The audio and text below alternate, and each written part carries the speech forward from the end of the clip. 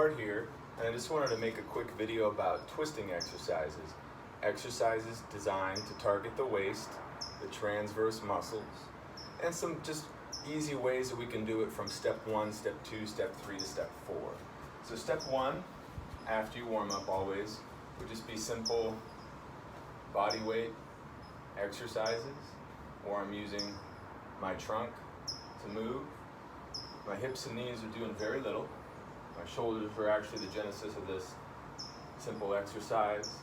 And once I start getting into different twisting exercises, they might bring a pivot with them. Another great warm-up exercise is just a pivot twist, just a simple pivot twist. Once I've mastered some of these exercises, I might practice just getting my hips more limber.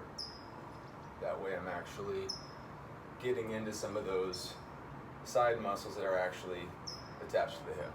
So, first exercise, I've got an 8-pound ball, and you could always use a gallon of water.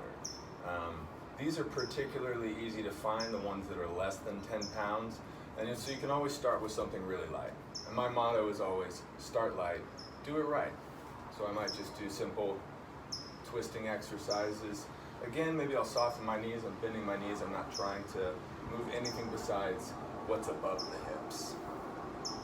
And so after I've done some simple twisting, I might do a twist and press with that pivot foot, or I'm putting a little bit more of my hip in there, but because I'm turning across the body, I'm still working all those rotators. It's not just legs, it's not just arms, and it's not just abs. I've got my spine involved too. So after I've worked gentle side to side, I might increase the weight and do some side to side work. If I come back down to body weight, if I'm just limbering up, I might just work on an old yoga stretch. I'm opening behind me. We always had that old warm-up exercise where we did the breaststroke or the backstroke. That was an old school exercise that we used to do in my physical education long ago and far away. We would do the backstroke. So that's opening up the waist and side body. We're practicing rotating, keeping our spine healthy, because in addition to lateral bending, flexing and extending, we also rotate. So once we've mastered simple body weight, step and pushes, next we'll work into sledgehammer swings, or what we call halos, or halo rotations, where I'm working up and around the body. Sometimes you'll catch people doing just the halo. I like to include the waistband as well. So as you can tell, my knees are doing very little. Almost all of the movement, besides a slight inflection of the hips, pointed left, pointed right, is going to be above the hips.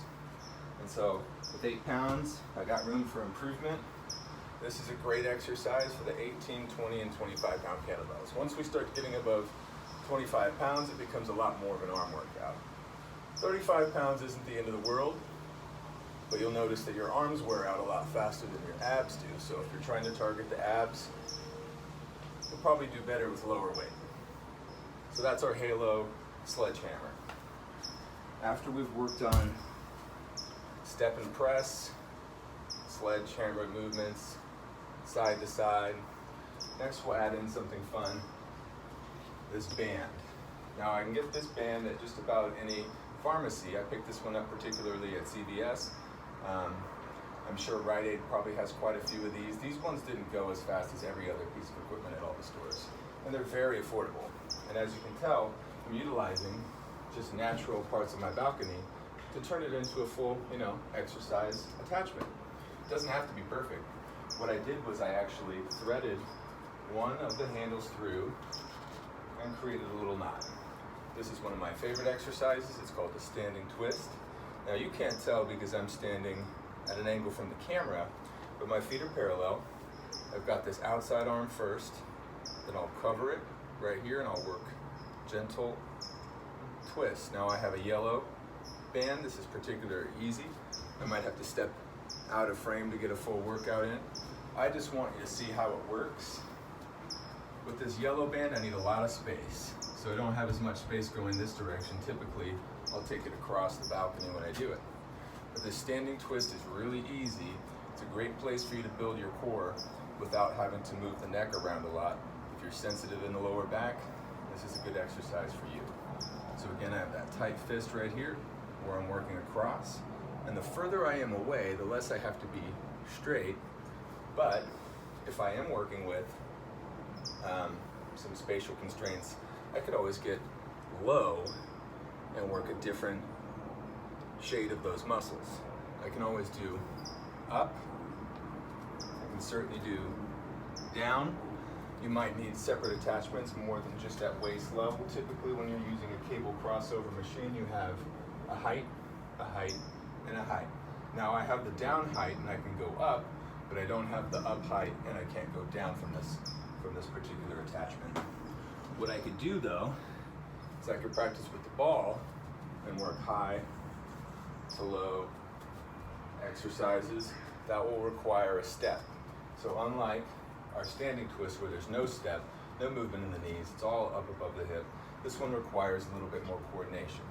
But I can get through that hurdle of not having the attachment by switching the exercise. All right. These particular balls you can probably find at Target, TJ Maxx, Ross perhaps. The kettlebell I found online on Amazon. Manufacturing group should be launching up production soon, so should be able to find one of those. And this Gaiam band you can find on Gaiam. You can find it at Target, probably CVS and Rite Aid as well. All right, thanks for tuning in the video. As always, take care of yourself.